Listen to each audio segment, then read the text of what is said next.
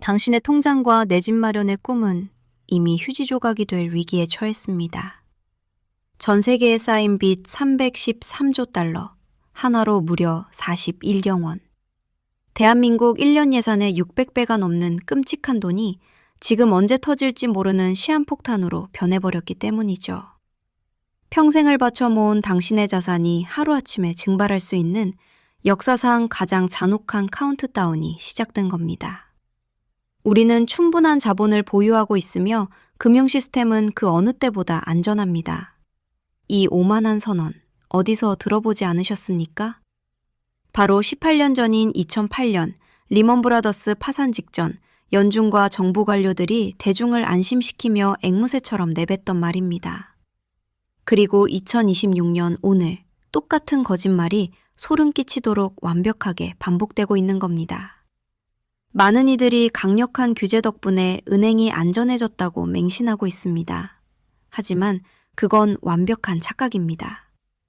규제의 눈을 피한 탐욕스러운 자본은 그림자 금융이라는 지하세계로 숨어들어 시스템 전체를 갉아먹는 거대한 독버섯으로 자라났기 때문이죠. 영상을 끝까지 보신다면 다가오는 이 신용붕괴의 블랙홀 속에서 살아남을 유일한 생존 지도를 얻게 되실 겁니다. 남들이 모르는 진실을 움켜쥐고 싶으시다면 지금 바로 구독과 좋아요를 누르고 눈을 크게 뜨십시오. 준비되셨습니까? 그렇다면 도대체 이 끔찍한 연쇄 도미노의 첫 번째 블록은 어디서 어떻게 무너지기 시작한 걸까요? 2008년 서브프라임 모기지 사태 당시 평생의 보금자리를 잃고 거리로 나앉은 사람들은 절망 속에서 피눈물을 흘려야만 했습니다.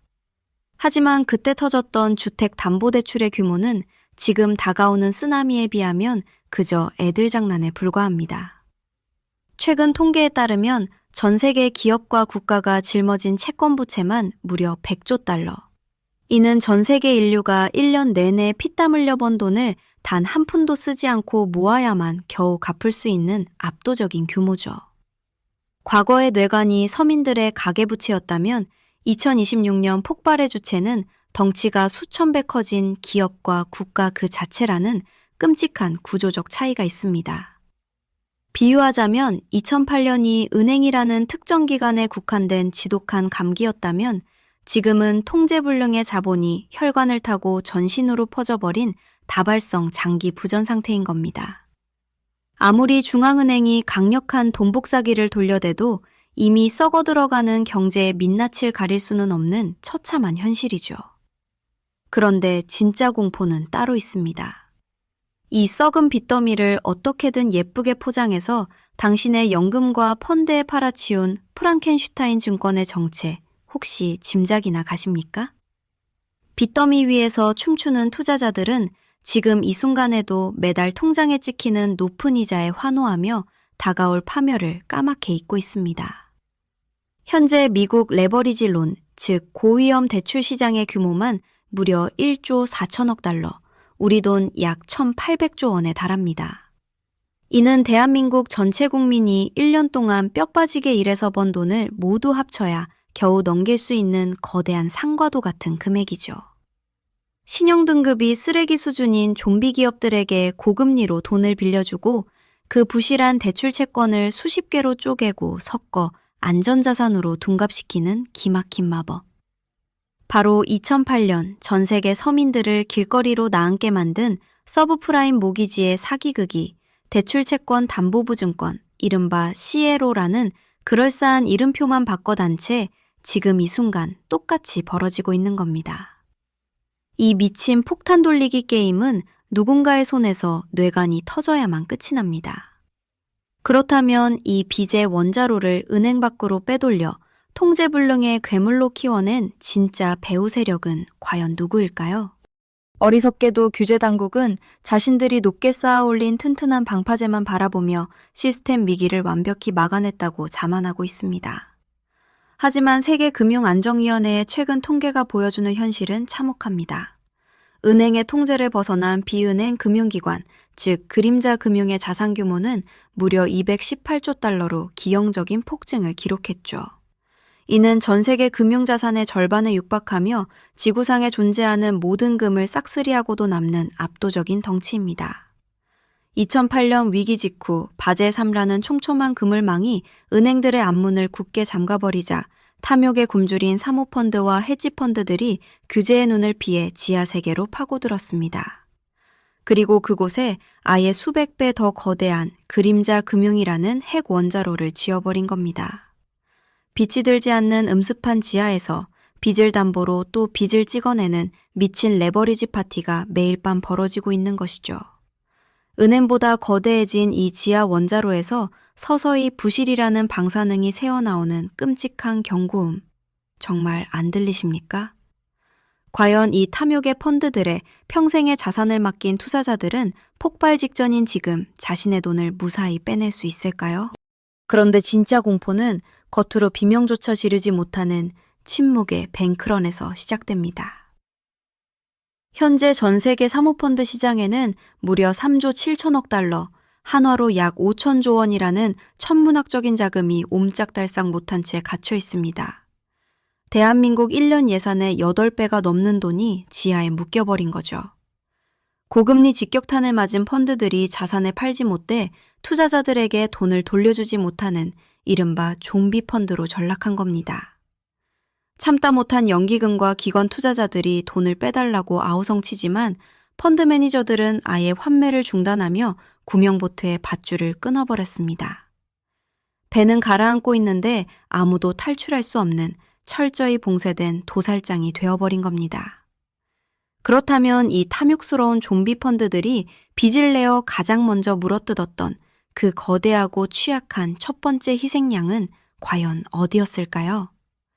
그곳은 바로 한때 자본주의의 심장이자 부의 상징이었던 미국 대도시의 한복판입니다. 재택근무의 일상화와 살인적인 고금리가 겹치며 화려했던 마천루들은 텅 빈 유령 도시로 전락하고 말았습니다. 현재 미국 전역의 오피스 공실률은 20%를 돌파했고 샌프란시스코 같은 핵심 도시는 그 이상을 기록 중이죠. 더 충격적인 건 과거 3억 2천만 달러에 달하던 맨해튼의 40층짜리 빌딩이 최근 경매에서 단돈 1천만 달러, 즉 고점 대비 97%가 폭락한 헐값에 팔려나갔다는 사실입니다. 건물 가치가 대출금보다 낮아지자 건물주들이 아예 은행에 열쇠를 던져버리고 야반도주하는 처참한 엑소더스가 벌어지고 있는 겁니다. 그 결과 오피스 대출 채무 불이행률은 2008년 금융위기 수준을 훌쩍 뛰어넘는 11.8%를 기록했습니다. 자, 건물이 텅 비고 건물주가 파산하는 게 태평양 건너 당신의 통장과 도대체 무슨 상관이냐고요? 이 무너진 벽돌들이 어떻게 전 세계 연기금을 녹여버리는 핵분열을 시작했는지 그 소름 끼치는 전이 과정의 민낯을 낱낱이 파헤쳐보죠. 무너진 오피스 빌딩 하나가 어떻게 전 세계 금융망을 초토화시키는지 그 끔찍한 연쇄 핵분열의 민낯을 똑똑히 보십시오. 고금리를 버티지 못한 건물주가 은행에 열쇠를 던지고 파산하면 그 1차 충격파는 돈을 빌려준 지역은행들의 금고를 산산조각냅니다. 하지만 진짜 재앙은 보이지 않는 곳에서 시작되죠. 이 썩어가는 상업용 부동산 대출들을 수백 개씩 뭉치고 포장해 만든 폭탄, 이른바 CMBS라는 상업용 부동산 담보증권이 전 세계 투자자들의 주머니로 팔려나갔기 때문입니다. 무려 1조 달러, 한화 1,300조 원이 넘는 이 거대한 CMBS 시장이 도미노처럼 무너지면서 걷잡을 수 없는 전염이 시작된 겁니다. 뉴욕 도심의 텅 빈 사무실 하나가 파산의 방아쇠를 당겼을 뿐인데 태평양 건너 대한민국의 평범한 직장인이 평생 땀 흘려 부은 퇴직연금 계좌가 실시간으로 방사능에 피폭되듯 녹아내리고 있는 것이죠. 단 하나의 블록이 넘어졌을 뿐인데 왜 전 세계의 밥줄이 동시에 끊어지는 걸까요? 국가가 나서서 이 미친 연쇄 붕괴를 강제로 멈출 수 있는 기적의 버튼은 과연 없는 걸까요? 안타깝게도 사람들은 과거처럼 중앙은행이 천문학적인 돈을 찍어내 이 불길을 마법처럼 꺼줄 거라 헛된 희망을 품고 있습니다. 하지만 분명히 말씀드리죠. 이번엔 그 동복사기의 전원 플러그가 아예 뽑혀버렸습니다. 18년 전에는 국가가 건강한 의사가 되어 병든 은행을 치료했지만 지금은 무리한 부양책의 대가로 의사마저 중환자실에 누워있는 참담한 상황인 겁니다. 2026년 현재 전 세계 정부 부채는 역사상 최고치인 100조 달러를 돌파하며 국가 스스로가 파산의 늪에서 숨을 헐떡이고 있습니다. 의사가 환자를 살리려 해도 투여할 재정이라는 약물은 완전히 고갈되었고 그림자 금융이라는 괴물 환자는 이미 자산 규모 256조 달러를 넘기며 병원보다 수십 배나 거대해져 버렸죠. 세계 금융자산의 절반을 쥐고 흔드는 이 통제불능의 자본이 한꺼번에 무너질 때 이를 감당하고 구제할 수 있는 영웅은 지구상 어디에도 존재하지 않습니다. 누구도 책임지지 않고 아무도 구해줄 수 없는 이 무자비한 신용의 빙하기 속에서 도대체 평범한 서민들은 어떻게 살아남아야 하는 걸까요? 평생을 성실하게 일해온 평범한 가장의 어깨가 오늘따라 유난히 무거워 보입니다. 2026년 현재 전 세계가 짊어진 빚의 무게는 무려 348조 달러, 한화로 약 40주경 원이라는 인류 역사상 최악의 신기록을 산산조각냈습니다. 이는 대한민국 전체가 700년 동안 꼬박 숨만 쉬고 모아야 겨우 갚을 수 있는 상상조차 불가능한 끔찍한 금액이죠. 이 거대한 빚의 산이 무너지면서 자본주의의 심장인 신용이라는 혈관 자체가 차갑게 굳어가고 있습니다. 거시경제의 붕괴는 결코 숫자 노름이 아닙니다. 당장 내일 아침 동네 골목의 카페 사장님이 대출 만기를 연장하지 못해 간판에 불을 꺼야 하고 평생을 바쳐 일한 월급쟁이의 퇴직연금 통장이 반토막 나는 잔혹한 생존의 문제로 직결되는 겁니다. 은행이 대출의 문을 걸어 잠그고 신용카드 한도가 싹둑 잘려나갈 때 서민들의 일상은 그야말로 피가 마르는 지옥으로 변해버립니다. 그렇다면 빚으로 쌓아 올린 이 화려했던 파티의 불이 꺼진 뒤 가장 먼저 이 잔혹한 청구서를 받아들게 돼 최후의 희생자는 과연 누구일까요? 파티는 끝났습니다. 이제 남은 것은 누가 가장 무거운 계산서를 받아들 것인가 하는 잔인한 룰렛 게임 뿐입니다. 글로벌 신용평가사 S&P에 따르면 이미 수많은 기업들이 숨막히는 고금리를 견디지 못하고 조용히 파산보호를 신청하며 백기를 들고 있습니다. 빚을 내어 빚을 갚던 좀비 기업들이 쓰러지면 그 충격파는 곧바로 당신의 직장과 가정으로 들이닥치게 될 겁니다.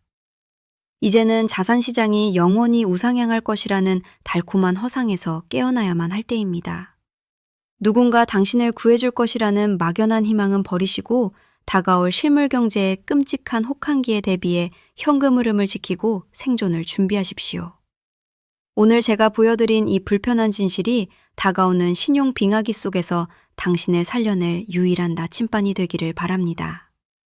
냉혹한 자본주의의 민낯을 끝까지 추적하고 생존의 길을 찾고 싶으시다면 구독과 좋아요 그리고 알림 설정을 잊지 마십시오.